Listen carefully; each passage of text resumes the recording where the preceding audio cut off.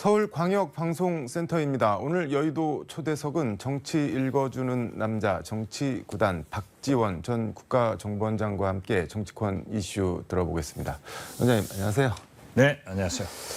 검찰이 국정원을 그제 전격 압수수색했습니다. 서해 공무원 피살 사건 관련 문서 삭제 그리고 탈북 어부 북송 관련한 건데 전자는 원장님이 후자는 서훈 전 국정원장이 피고발인으로 지금 고발이 된 사건인데 국정원 압수수색 어떻게 보셨나요?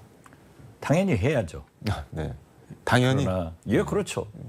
두 전직 국정원장을 네. 고발했기 때문에 국정원을 압수수색하는 것은 당연하다. 네, 저는 담담하게 바라보았는데요. 네, 언론에서는 굉장히 국정원 압수수색이 이례적이다. 마치 처음 있는 것처럼 발표를 하는데 네. 제가 국정원장 할 때도 압수수색이 몇 번 들어왔어요. 이게 국정원 같은 뭐 국가기밀기관 압수수색하려면은 장의 허가, 그러니까 국정원장의 허가가 필요한 거 아닌가요? 그렇죠. 국정원장의 허가를 네. 받아서 메인 서버는 접근을 못합니다. 네. 그 누구도 자기들이 필요한 자료를 이렇게 달라. 이미 제출 형식. 그렇죠. 그러면은 국정원 감찰실에서 뽑아가지고 네. 드리는 거죠.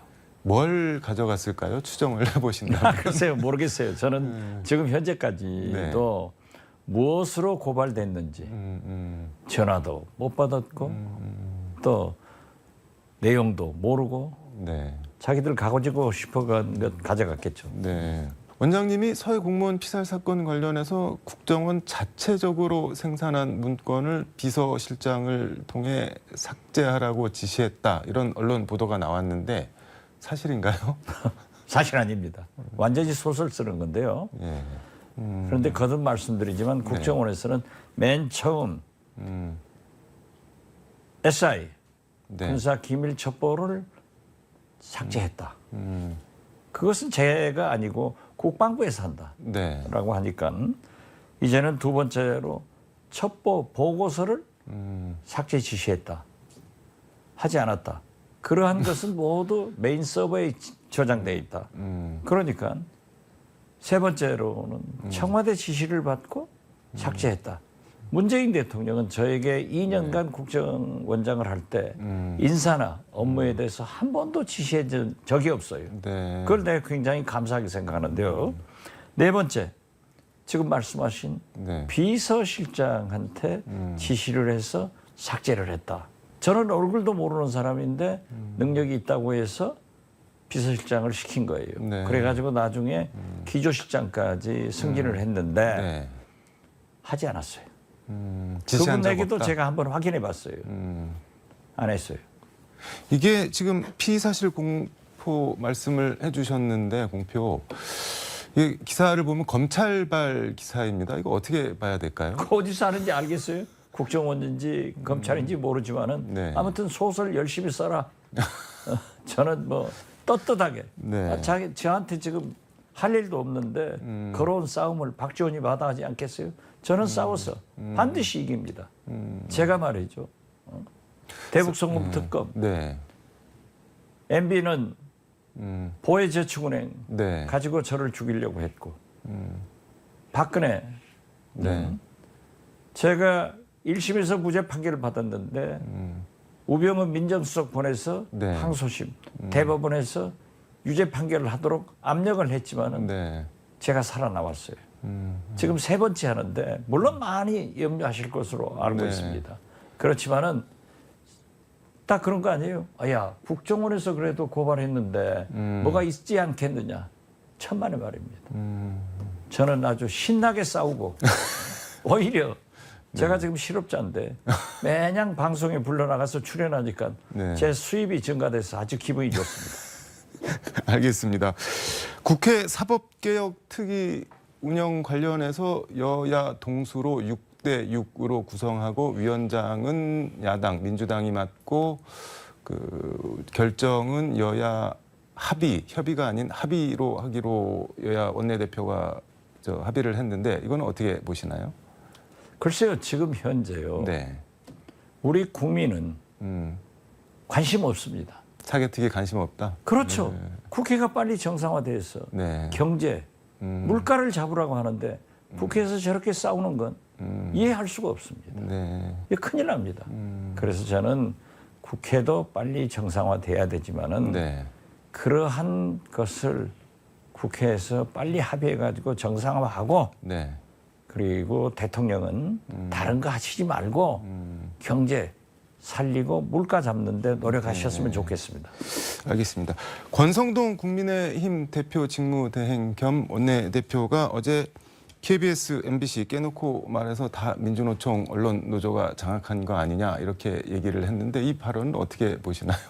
뭐 정치인 고위 공직자치고 저를 포함해서 누구도 언론에 네. 앙금이 없는 사람이 어디 있겠어요. 네. 그렇지만 언론의 자유는 민주주의의 시작입니다. 네. 집권 여당의 원내대표가 그렇게 뭐 노조에 문제가 있다 없다 그것이 문제가 아니라 어떻게 네. KBS, MBC에 그렇게 노골적으로 얘기를 하는 것은 저는 옳지 않다. 민주주의를 깨놓고 나가고 있다. 부당하다고 저는 생각합니다. 이게 뭐 기자들이 관련 질문을 하니까 권성동 원내대표가 회사가 어디냐 이렇게 물어보면서 뭐 KBC다, MBS, 뭐 KBS다, MBC다 그러니까 되게 까칠한 반응을 보이면서 뭐 질문 더 안 받아주고 그랬는데 일각에서는 이명박 정부 시즌 2 언론 장악 얘기가 나오기도 하는데 이게 또 비슷한 일이 벌어질까요? 가능할까요? 벌어지려고 노력하겠죠. 그렇지만 우리 국민들이 네. 어떻습니까?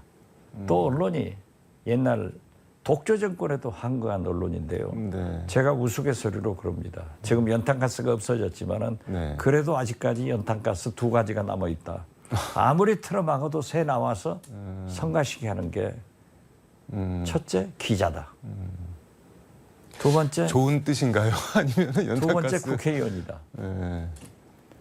기자 한두 명은 잡아갈 수 있지만은 언론 전체로는 안 됩니다. 네. 국회의원 한두 명은 잡아갈 수 있지만은 국회를 없앨 수 없는 겁니다. 네. 이것이 민주주의인데 네. 그러한 태도를 보이는 것은 전두환, 이명박 정부에 이어서 윤석열 정부까지 그렇게 하는 것은 결국 민심을 이반하는 길이다.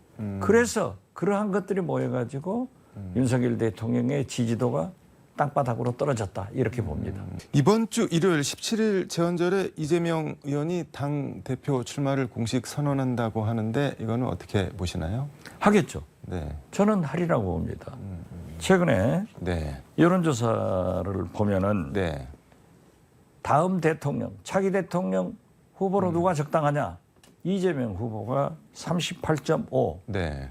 오세훈 서울시장이 15.1, 한동훈 법무부 장관이 12.4예요. 네. 압도적으로 이재명 국민적 지지를 받는 거예요. 네. 또 민주당 당원들은 대표로 누가 적합하냐? 77%인가? 네. 이재명을 지지하더라고요. 민심과 당심을 가지고 있기 때문에 이재명 의원이 당대표가 될 것이다. 네. 저는 처음부터 이대명이다, 어대명이다 이렇게 어대명. 얘기했습니다.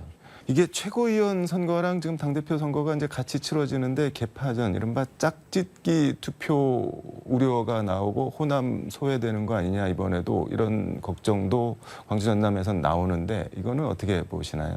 뭐 한 4, 50일 남았으니까 네. 지금 현재는 뭐라고 딱 할 수 없을 거예요. 후보들이 등록하면은 네. 예 타산에 따라서 짝짓기도 하고 정치라는 게 그런 거 아니에요? 그렇기 때문에 네. 지금 섣불리 예단할 수는 없다. 할 필요도 없고 흘러가는 대로 두고 보면은 네. 잘 될 겁니다.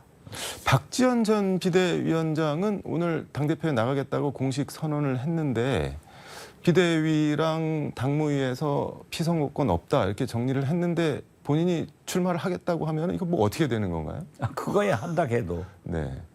받을 데가 없잖아요. 그래서 저는 박지원 전 네. 공동 비대위원장도 저는 처음부터 그랬어요. 공동 비대위원장은 되고 당 대표는 안 된다고 하면 되겠느냐?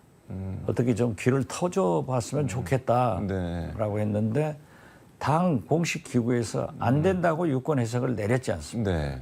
그러면 과유불급 박지원 전 위원장도 당론에 따라주는 것이 좋지.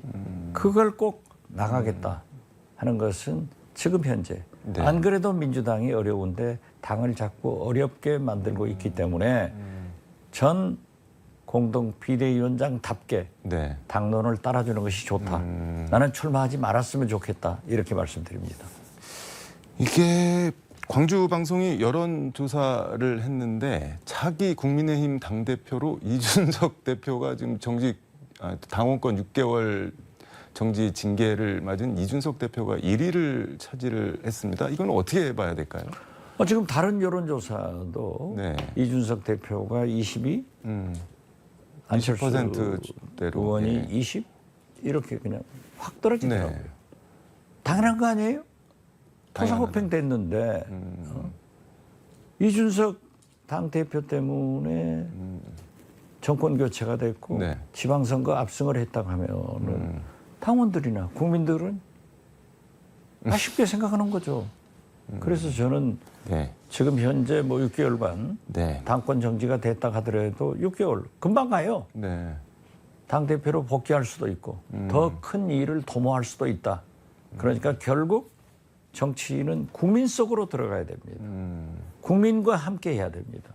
그래서 이준석 대표의 지금 현재의 행보가 네. 아주 바람직한 방향으로 잘하고 계신다. 저는 그렇게 봅니다. 바람직하다는 거는 어떤 점에서? 국민 속으로 들어가서 이번에도 뭐 광주 가고 광주, 막 네. 다니잖아요.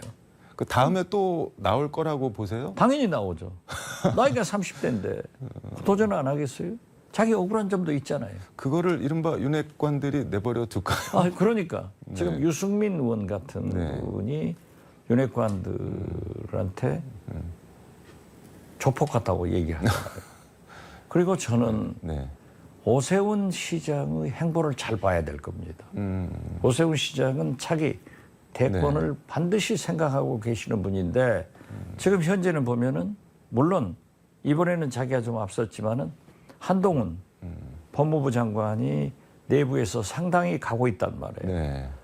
이러한 것이 어떻게 작용되는가 하면은 저는 오세훈, 유승민, 이준석의 행보가 네. 참 흥미롭게 나갈 것이다 이렇게 봅니다. 차기 대권 관련해서 그럼 오세훈 시장이 이준석 대표 편에 설까요? 아니면 그것은 네. 이제 앞으로 흐름을 보고 네. 하겠죠. 그렇기 때문에 오세훈 시장도 네. 이준석 대표의 그러한 징계에 대해서 굉장히 아쉬운 듯한 말씀을 하셨죠. 네. 이건 자기 미래를 생각하는 거예요.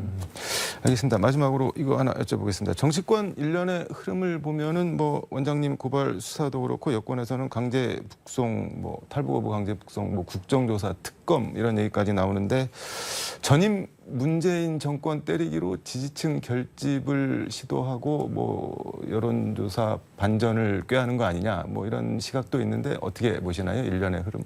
물론 김영삼 대통령처럼 사정을 하면은 많이 잡아놓으면은 국민들이 박수는 보내지만은 순간적으로 지지자는 올라갔지만은 경제는 망할 거예요. 국민은 그걸 다 알아요. 그러니까 윤석열 대통령은 경제와 물가로 가야지 사정으로 가면 실패한다. 저는 그렇게 말씀드리고 네. 지금 여론조사 보십시오. 네. 지금 RN서치에서는 긍정이 32.5, 네. 부정적인 게 63.5. 네. 오늘 갤럽에서도 긍정이 32%, 부정이 53%예요. 네. 이거 큰일 난 거예요. 이렇게 가서는 절대 안 됩니다. 윤석열 대통령은 국민을 위해서도 대한민국을 위해서도 당신을 위해서도 경제, 물가로 가는 그런 대통령이 돼주시기를 간절히 바랍니다. 알겠습니다. 오늘 말씀 여기까지 듣도록 하겠습니다. 감사합니다. 네, 감사합니다. 네, 인터뷰에서 언급한 여론조사 좀 더 자세한 내용은 중앙선거 여론조사심의위원회 홈페이지를 참조하면 됩니다. 지금까지 서울 여의도 광역방송센터에서 전해드렸습니다.